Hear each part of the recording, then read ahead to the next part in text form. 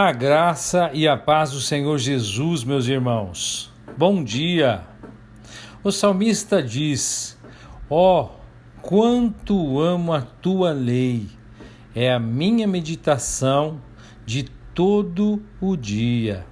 Queridos, hoje entramos no 6º dia de meditação do livro de Atos dos Apóstolos e estaria expondo do capítulo 17 até o capítulo 19.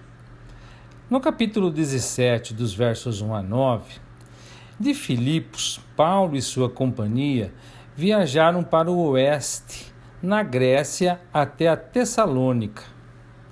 Estando ali numa sinagoga judaica, eles compareceram a ela por 3 dias de sábado, argumentando com os judeus a partir de suas próprias escrituras, mostrando a partir delas que o Messias prometido por Deus deve necessariamente sofrer primeiro antes de poder reinar. Na verdade, deve sofrer a morte e ressuscitar. As Escrituras eram definitivamente claras sobre esse assunto, e Paulo vai além ao declarar que Jesus era esse Messias, pois certamente sua história cumpriu as Escrituras judaicas com perfeição. Alguns dos judeus creram, assim como um grande número de gregos devotos e muitas mulheres de destaque. Os judeus incrédulos, entretanto, não apenas recusaram a mensagem, mas por inveja reuniram desordeiros e fizeram da casa de Gêison seu alvo, pois Paulo e Silas foram bem recebidos ali. E não os encontrando lá, eles prenderam Gêison e outros crentes com ele e os levaram aos governantes da cidade. A acusação deles era que Gêison recebera os homens que viraram o mundo de cabeça para baixo e agora perturbavam a cidade. Porém, depois de serem obrigados a pagar fiança, Gêison e os irmãos foram soltos. Dos versos 10 a 15 do capítulo 17, os irmãos consideraram imprudente que Paulo e Silas permanecessem ali e os enviaram à noite para Bereia. Em Bereia, novamente entraram na sinagoga para ensinar. Os judeus, neste caso, eram mais honrados do que os de Tessalônica, pois em vez de rejeitar a mensagem de imediato, eles ouviam a palavra falada e pesquisavam as Escrituras diariamente para confirmar se a mensagem era confirmada pela palavra de Deus. Por isso, muitos deles creram, tanto judeus como gregos, homens e também mulheres de destaque. Não nos é dito quanto tempo eles estiveram lá, mas quando os judeus de Tessalônica souberam que Paulo estava pregando a palavra de Deus em Bereia, foram até lá e criaram um alvoroço. Imediatamente enviaram Paulo, mas Silas e Timóteo ficaram na cidade. Os acompanhantes de Paulo o levaram até Atenas. Porém, quando voltaram a Bereia, trouxeram instruções de Paulo para que Silas e Timóteo fossem o encontrar logo em Atenas. Dos versos 16 a 31 do capítulo 17, a idolatria de Atenas deixou Paulo muito indignado enquanto esperava seus companheiros. Por isso, ele foi debater com os judeus e gentios piedosos na sinagoga, e também falava nas praças todos os dias. Sua mensagem a respeito de Cristo era tão estranha e nova para os eruditos filósofos epicureus e estoicos que o encontraram, que eles queriam saber mais sobre o que ele estava falando. Bom, amados, antes de mais nada, nós precisamos conhecer as características desses dois grupos filosóficos aqui. Os epicureus enfatizavam o acaso, a fuga e o prazer. Seu principal objetivo e filosofia de vida era evitar a dor.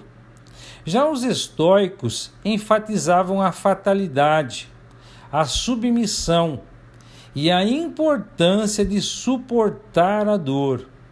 Em síntese, eram grupos que pensavam completamente contrário um do outro. Continuando, a pregação de Jesus por Paulo e a ressurreição eram, portanto, totalmente estranho para eles. Tal era a novidade que pediram que ele se dirigisse a eles no Areópago, a mais alta corte de Atenas. Atenas se orgulhava de sua filosofia, com as pessoas gastando todo o tempo contando ou ouvindo algo novo. As palavras iniciais de Paulo, homens de Atenas, vejo que em todos os aspectos vocês são muito religiosos, ele aí fala da própria essência da idolatria. Eles sabiam que tinham muitos deuses, e Paulo sabia que por trás de todas essas chamadas divindades estava a influência demoníaca. Ele fez uso, então, de uma inscrição em um de seus altares, que dizia, ao Deus desconhecido, e começou a pregar a verdade deles para eles, pois o verdadeiro Deus, de fato, era completamente desconhecido pelos atenienses. Ainda assim, era o Criador de todas as coisas, o Senhor do céu e da terra. Os templos dos homens não são nada para ele. Certamente não está confinado neles. E nem é adorado por meio das obras das mãos dos homens, como se dependesse do homem para seu sustento. Muito ao contrário, ele é o grande doador da vida e da respiração e de tudo mais. De um só homem ele criou todas as nações da terra, tendo decidido de antemão onde se estabeleceriam e por quanto tempo. Seu propósito era que as nações buscassem a ele, e tateando, talvez viessem a encontrá-lo. Na verdade, a própria existência do homem está ligada a Deus, pois nele vivemos, nos movemos e existimos. Paulo até cita um poeta grego dizendo, porque nós também somos sua descendência. Portanto, era tolice pensar em Deus em comparação com imagens de ouro, prata ou pedra, a obra da arte humana. Ainda assim, por séculos, Deus, com sua maravilhosa paciência, tolerou a ignorância humana na adoração de ídolos. Agora, porém, ele está lidando de maneira direta e séria com a humanidade, ordenando a todos em todos os lugares que se arrependam.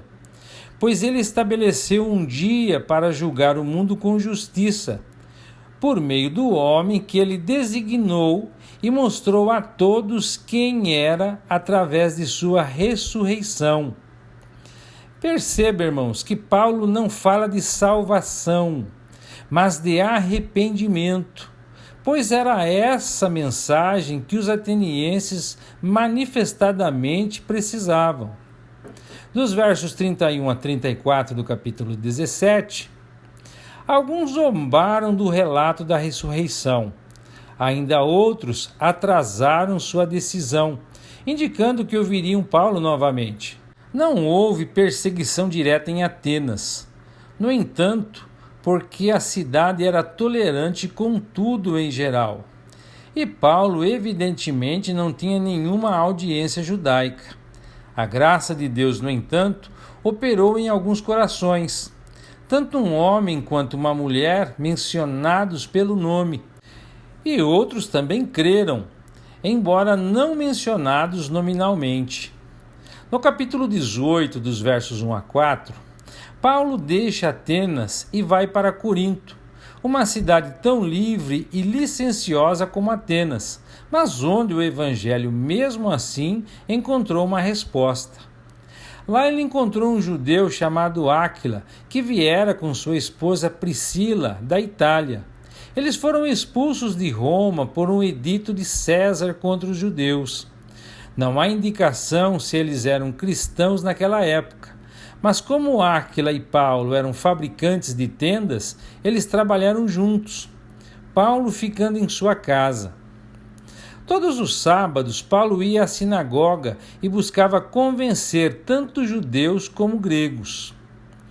Dos versos 5 a 11 do capítulo 18, depois que Silas e Timóteo vieram da Macedônia, Paulo se dedicou exclusivamente à pregação da palavra, testemunhando que Jesus era o Cristo.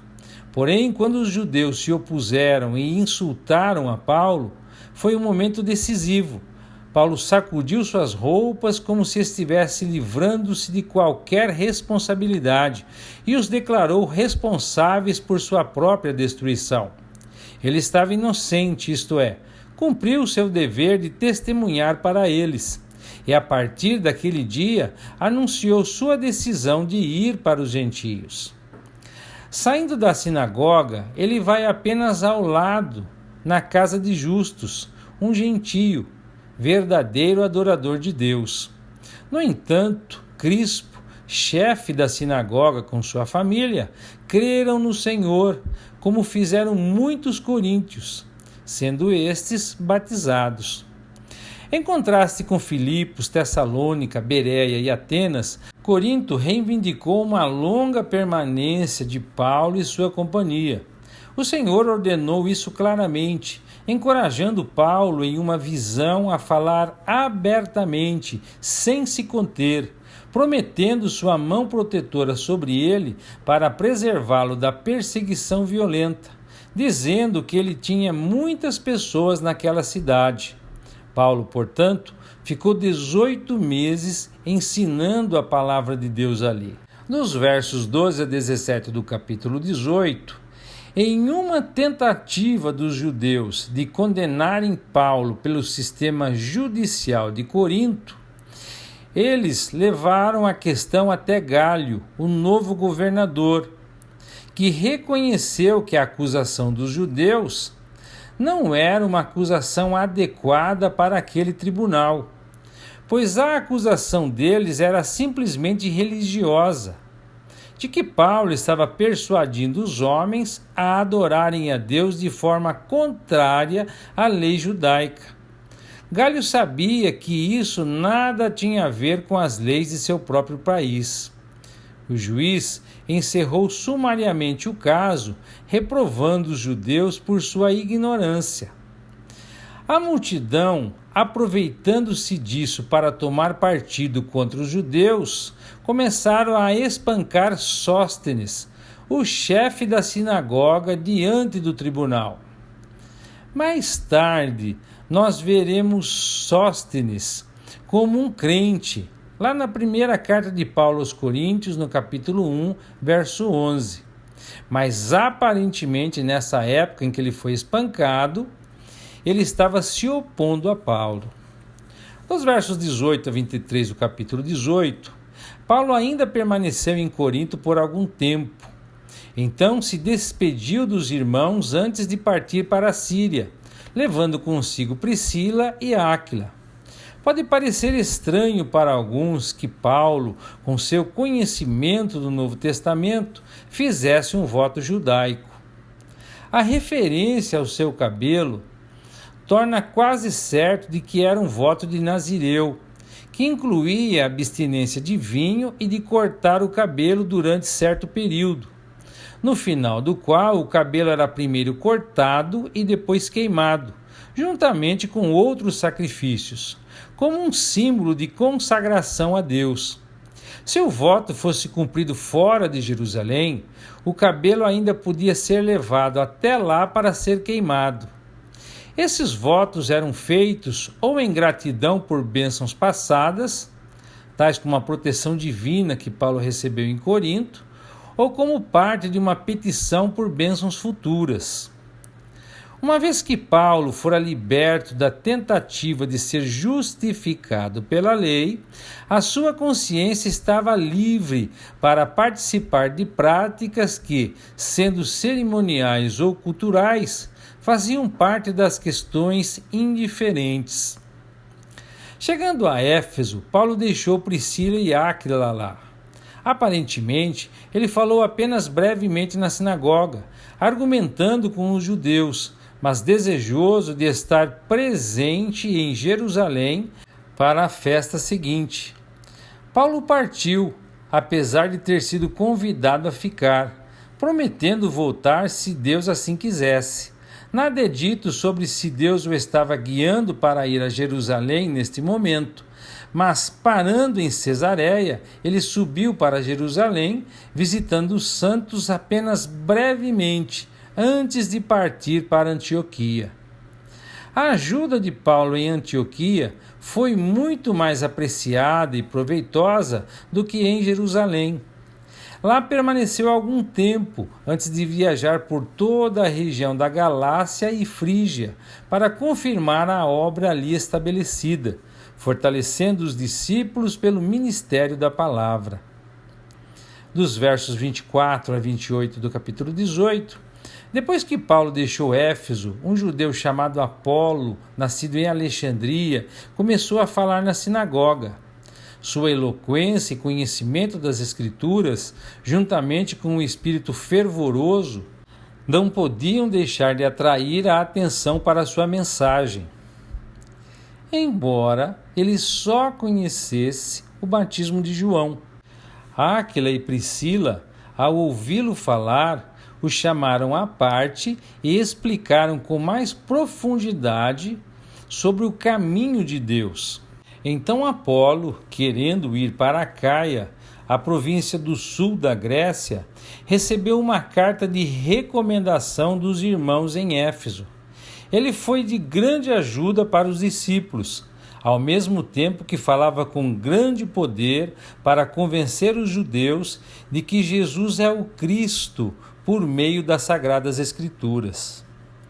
No capítulo 19, dos versos 1 a 7, Paulo voltou a Éfeso, conforme havia prometido. Ele encorajou alguns discípulos que, em seu questionamento, lhe disseram que nem mesmo tinham ouvido sobre o Espírito Santo. Eles foram batizados, mas apenas com o batismo de João. Isso mostra claramente que o batismo cristão é diferente do batismo de João. O batismo de João era de arrependimento e estava vinculado à lei e apontava para Jesus. O batismo cristão é a evidência da fé salvadora em Jesus. Nós vimos lá no capítulo 2 aqui do livro de Atos, verso 36, que os judeus deveriam ser batizados em nome de Jesus Cristo antes de receberem o Espírito Santo. A norma da experiência cristã, portanto, é um conjunto de 4 fatores: arrependimento, fé em Jesus, batismo na água e a dádiva do Espírito. Embora a ordem observada aqui possa variar um pouco, porém, os 4 fatores são inseparáveis e universais na iniciação cristã. Assim que ouviram a explicação de Paulo, eles foram batizados em nome do Senhor Jesus. Paulo lhes impôs as mãos e o Espírito Santo veio sobre eles, e falaram em línguas e profetizaram, e eram ao todo uns 12 homens. No verso 8 ao 20 do capítulo 19, por 3 meses Paulo continuou a falar ousadamente na sinagoga, argumentando de modo convincente sobre o reino de Deus. Entretanto, alguns deles se mostraram endurecidos, rejeitaram a mensagem e falaram publicamente contra o caminho. Então, foi necessário que os discípulos se separassem da sinagoga.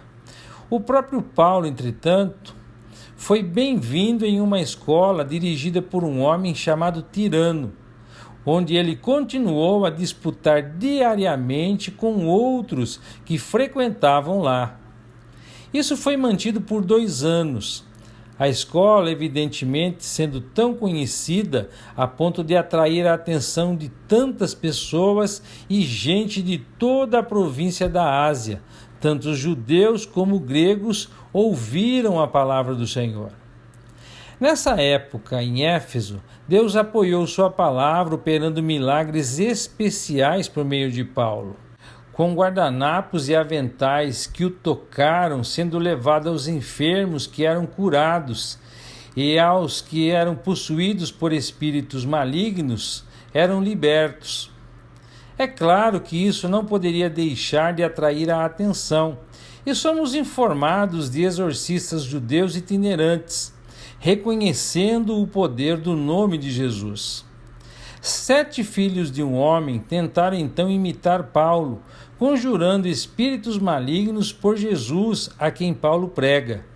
O resultado foi trágico. O espírito maligno reconhece Jesus e Paulo, mas despreza os exorcistas, fazendo com que o possesso os agrida severamente, rasgando suas roupas e ferindo-os. Essas coisas logo foram conhecidas tanto pelos judeus quanto pelos gregos que viviam em Éfeso, despertando um sério temor a Deus ao reconhecer a santidade do nome do Senhor Jesus. Éfeso era um renomado centro de artes mágicas, sem dúvida, tendo atraído os filhos de Seva. Mas os crentes agora confessam sua associação profana com essas coisas, com muitos trazendo seus livros e queimando-os publicamente. Esse era o precioso poder da palavra de Deus. Nos versos 21 e 22 do capítulo 19, tendo a palavra alcançado tais resultados, Paulo propôs em seu espírito ir a Jerusalém depois de ver a Macedônia e a Acaia. Depois disso, ele desejou visitar também Roma. No entanto, ele enviou Timóteo e Erasto antes dele, provavelmente esperando que o ministério deles ajudasse a corrigir práticas erradas, antes que ele mesmo viesse. Nos versos 23 a 41 do capítulo 19, por essa época houve um enorme tumulto em Éfeso por causa do caminho. A ganância de Demétrio, um ourives, que sugeria que a doutrina de Paulo estava roubando seus clientes de seus santuários de prata idólatras, ele então reuniu outros ourives, que impressionou com a necessidade de protegerem seus interesses financeiros. Esta era a sua primeira acusação, embora ele acrescente que o ensino de Paulo também estava colocando em risco a magnificência de sua grande deusa Diana. Ele sabia muito bem que essa última acusação provavelmente teria mais peso com o povo. Seus colegas negociantes também reconheceram isso, e ficando zangados com a perspectiva de perder qualquer negócio, começaram um alvoroço, gritando nas ruas: "Grande é a Diana dos Efésios!" As manifestações ocasionaram uma grande confusão.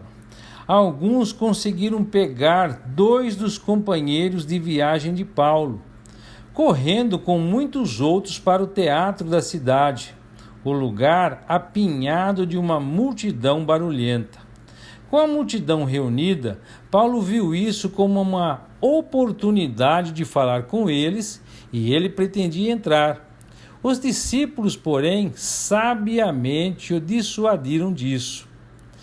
É bom ver que Deus cuidou do assunto sem a ajuda de Paulo.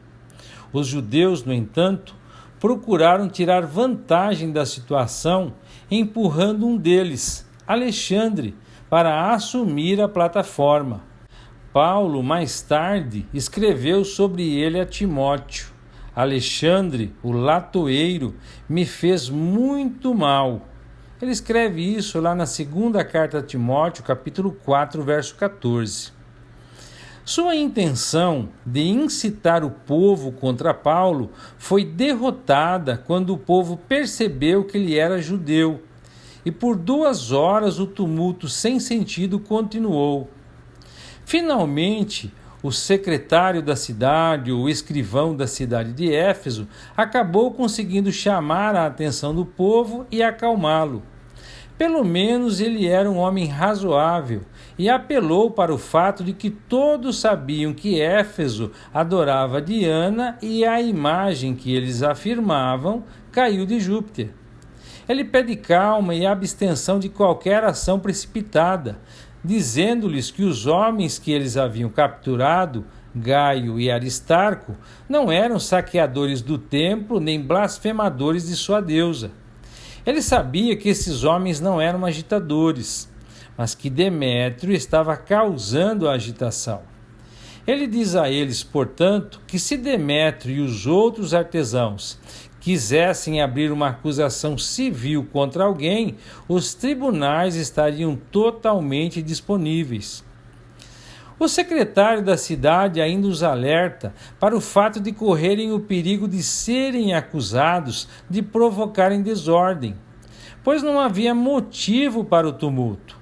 E se fossem questionados, não teriam nenhuma explicação. E o secretário da cidade, tendo despedido a multidão, ela se dispersou. E assim nós concluímos a exposição de hoje.